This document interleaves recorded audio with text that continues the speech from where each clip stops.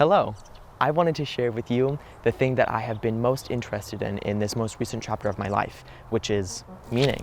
Because most people don't read. I'll go see a movie with friends and they don't want to discuss what we just watched. World events happen and no one cares. I eat dinner with a friend and when everyone is done, we just leave.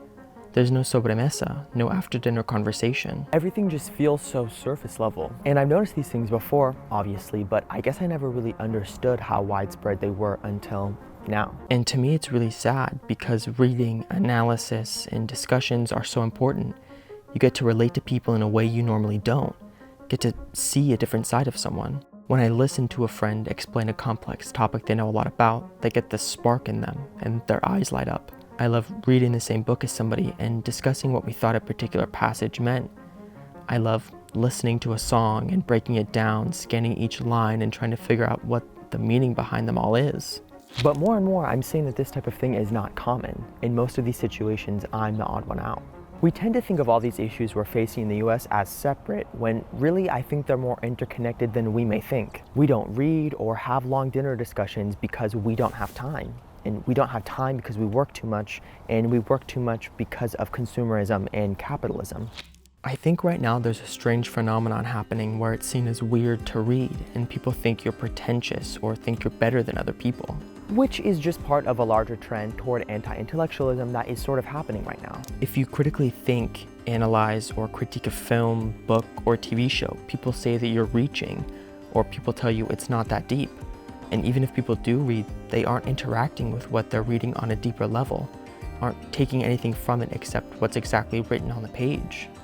And I've noticed this new trend sort of appear where people will brag about not reading and act like it's cool to not read. And I do think that this is just another symptom of capitalism. People just mindlessly consuming for the sake of consumption. They're consuming media with no thought or analysis. It's sort of like a non-materialistic way of consumption. And I've been reading about how sitcoms sort of facilitated this rise of consumption without critical thought. And if you think about it, it makes sense, because these shows are only fluff.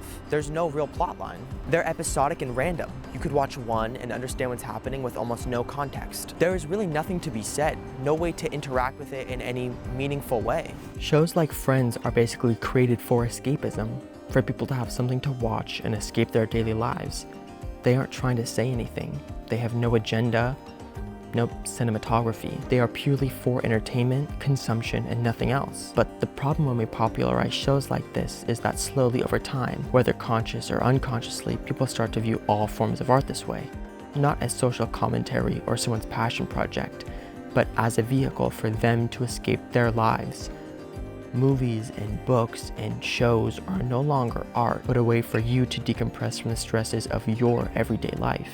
And that's sort of what's starting to happen more and more. People are viewing all forms of art and media uncritically. They don't question what they see. It's all just seen as entertainment with no meaning behind it. And sitcoms facilitate this by creating this mindset that art is for escape, and all art should be viewed this way. I've seen the same thing echoed in other places, in other videos, but I think sort of the democratization of information has made people think that they already know all that they need to, that they know better than experts.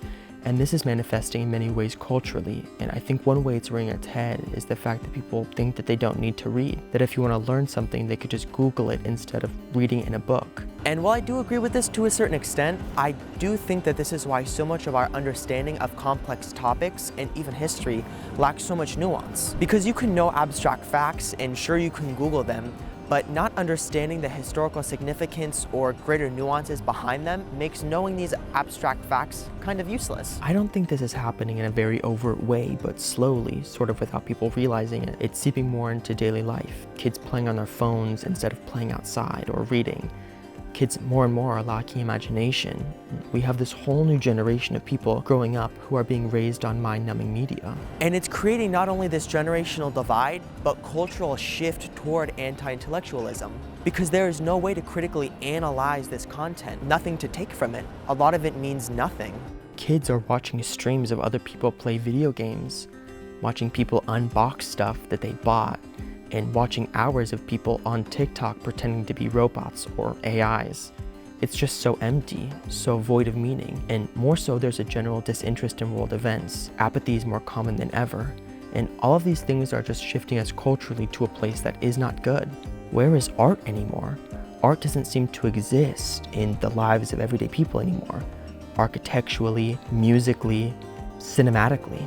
Most blockbusters are unoriginal remakes. Most music put out these days consists of quick, catchy singles, and buildings are erected seemingly with no comprehension or catering toward the communities that they are built for. Even if we talk about art, one reason it is so important is because art acts as a collective memory of society.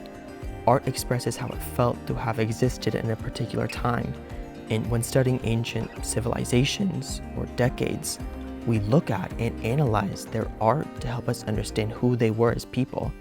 And what does it say that almost everything here is artificially manufactured? That all movies are remakes, and that so much of what's popular in music is just a tune that's catchy? Don't get me wrong, I love a movie remake or a pop song, but think about it. There is no critical thinking about what we are consuming. If our society finds a way to survive into the next century, what collective memory will we have left behind? What did it mean to live in our time? It really makes me wonder because I don't know the answer.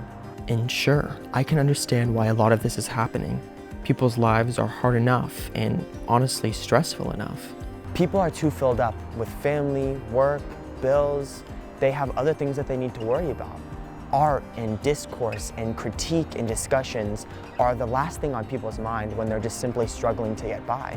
And it's crazy that these are the things we have to deal with in the richest country in the world, but they are. And honestly, if I was already burnt out from a hard day of work and just wanted to watch a show, I wouldn't want to interact with what I'm watching either. I would simply want to enjoy the time I get to be out of my head for a moment. I can totally see how it would make somebody mad to take this thing that they find a simple pleasure in and blowing it up and trying to make it something that it isn't on the surface. It could almost make it seem like you can't win at the one thing that's supposed to bring you pleasure. It would feel defeating. We are viewing art and reading more and more as escapist, which it could be. But art and reading have the capacity to tell people's shared story, to inspire reflection and form connections that transcend our differences, help us find and create meaning. We can read a book and realize we have shared experiences with others, that we aren't alone. And we can take what we've read and seen and use it to inspire us to create change or create our own art. But even if we frame this simply in regards to reading, the fact that people don't really read anymore is scary and does facilitate the rise of anti-intellectualism in and of itself. Being a good reader puts you out of your comfort zone and helps you engage with ideas and situations that expand your mind in so many different ways. They let you see the world from another perspective in a way that literally nothing else can do. Let's say you read literature, for example.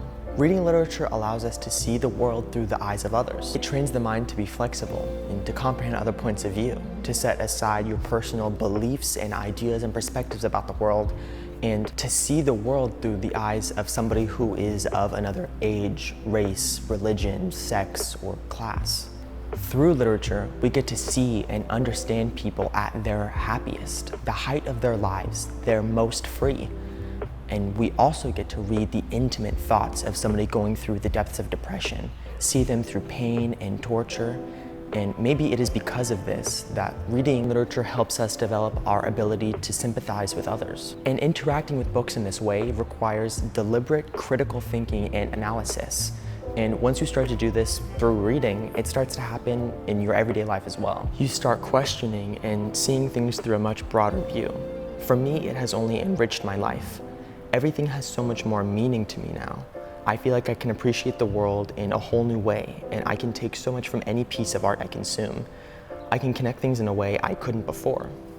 Reading for me has changed my life in only good ways. When I see a book I've read, I can almost immediately remember what I took away from it, or at least the feeling it gave me. And with all that being said, in this portion of the video, I think it would be fun if I shared a few of my favorite books and movies that I take meaning from and that I find joy in with all of you. And these are not all books or movies that I have read or seen recently, but they all mean a lot to me, and I feel like they have made me who I am today, in a way. And the first book I'm going to talk about is Assata by Assata Shakur. In her autobiography, Black Panther Assata Shakur, who was framed for a murder and convicted by an all-white jury, shares the true story of what happened leading up to and during her arrest on the New Jersey Turnpike. She interjects stories from her childhood and adolescence that really paint a clear clear picture of who she is and why and how she came to fight for Black liberation. This book has affected me in a way that no other book ever has, and I don't know if another book ever will. It is as deeply horrifying as it is moving. It is truly so good. Asada is an incredible person. Next, I'm going to be talking about a classic, Maya Angelou's I Know Why the Caged Bird Sings. This memoir from one of the greatest American memoirists and poets is incredible. It is so moving and reflective, and it is definitely the best memoir I have ever read, and I think I ever will read. It should be required reading for everyone in the US, and even people abroad would take a lot from it. Ocean Vuong's On Earth We're Briefly Gorgeous is an incredible novel by a very talented poet, Ocean Vuong. The prose is beautiful, and in a way the novel reads sort of like a poem, if that makes sense. I don't want to give too much away because the book shocked me at points, and I think going in blind is probably best for your enjoyment. Very good, very great, very good book. Okay, next I'll be talking about Somerset Maugham's The Razor's Edge. This is one of my favorite novels, if not my favorite novel of all time. This book is so large in scale, spanning decades and taking place over multiple continents, but it still somehow manages to remain small in a way. It never overwhelms the reader. So the main character of this book, if you could call him that, decides to break away from what society tells him that he should do, which is a decision that baffles everyone around him and that nobody can truly understand. His journey mirrors another famous figure in world history, and yeah, I thought that aspect of the novel was very interesting. It really is so good. It is just the best, so good. Next, I will be talking about Sylvia Plath's The Bell Jar. Now, this one is a pretty recent read, in fact, and The Bell Jar follows Esther, our main character, as she begins to decline into depression and follows her through treatment and ultimately recovery, at least I think. The story begins as Esther is on a trip to New York, and she's meeting all of these new people and seeing how many directions her life can really take. And she's sort of overwhelmed by all the possibilities that there are in life, but at the same time held back by convention and what society tells her she should do and who she should be. And this dichotomy continues to overwhelm her after she leaves New York and returns home to what should be normality. It is a deeply moving story about what it meant to be, and in a lot of ways still means to be, a woman in our society. It is brutal and spares no detail when describing tough subject matter like Esther's depression. It is so good. And last but not least, we have Kawamura's If Cats Disappear from the World. Originally published in Japanese, this little novel is incredibly tender and so moving. The story begins with our unnamed main character, who is diagnosed with a terminal illness. And as he's walking home, disparaging over who will miss him when he's gone, he returns to his house to find the devil waiting for him, ready to offer him a deal to live longer. It is a meditation on the meaning of life and how sometimes the most simple things in life are what truly make it meaningful. Whimsical at times and strikingly tender at others. The only thing I will say is that if you do not want to cry, maybe don't read this one. And I chose this collection of books not even specifically because I absolutely love them all, but I think, for me at least, these books really showcase the best of what reading has to offer. They have shown me worlds and perspectives and put me in situations which I never would have been in. They made me feel, made me mad, and made me question not only our society's expectations and conventions, but our government. They had me rethinking my daily life and how I live in and interact with the world. They got me thinking and talking and wanting to know more about everything. And that's what good literature should do. And we set aside time for so many things, and we waste time for so many reasons. I mean, you set time aside right now to watch this video, and you should, even if it's just for 15 minutes, decide not to scroll, but to read. Even if the book isn't particularly good or life-changing, you will never lose anything from reading. There are only things to be gained. And most importantly, I do just think that it is important to live a life that we are not constantly trying to escape from. I think in general, we should be more conscious and intentional about the media we consume. You can enjoy media and art how you want, of course. I'm not saying you shouldn't watch whatever you want to watch, but I think the most important thing is to consider for what reason you are consuming it. Like, are you genuinely watching sitcoms because you enjoy watching the mundanities of everyday life and find humor and pleasure in it? Or are you doing it to decompress from a hard day? Because when we consider the reason behind why we may need to decompress, it might be a better use of our time to do something that will actually benefit us, like trying to cultivate a life that we don't constantly need to decompress from. And I still do this sometimes. Like, I will just watch a silly little show to make myself feel better, but I'm also fully aware of why I'm doing it. I'm choosing to watch it intentionally and not just as my default when I'm feeling depressed or wanting to decompress for my day. And it's not the default thing that I just fall into when I need to rot for a little while. And with all that being said, I'm going to share some of my favorite films that have really made me feel and that I just love. They are not mind-numbing, and I think that they do have a motive and a message behind them. Everything, Everywhere, All at Once. When I first saw this movie, I thought that they needed to just stop making movies altogether because no other movie will ever be able to top this one. It is just truly the best movie I have ever seen. It's beautifully filmed, spectacularly acted, and has an incredible storyline surrounding motherhood, relationships, and basically what it means to be alive. Princess Mononoke is my favorite Studio Ghibli film. Loosely based on the pre-Buddhist beliefs of the indigenous Japanese people, this movie has so many underlying themes and meanings. I feel like every time I watch it, I'm able to extrapolate more and more meaning from it. This movie has so much to say about society, colonialism, capitalism, climate change, all wrapped up in beautiful animation. It is so, so good. Next is The Giver. This is the first movie I watched that really made me understand how much film can make somebody feel. It might not be objectively the best movie ever, but it did really influence me and my style of filmmaking, and I just like it a lot.